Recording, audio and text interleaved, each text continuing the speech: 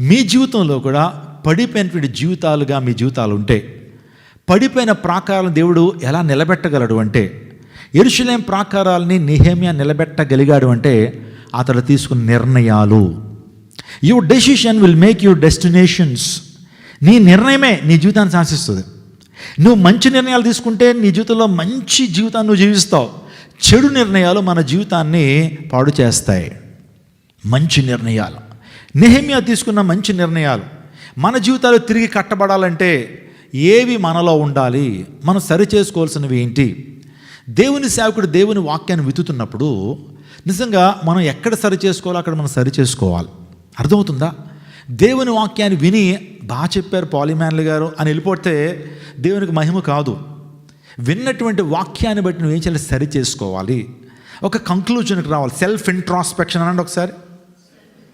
అంటే స్వపరిశీలన చేసుకోవాలి.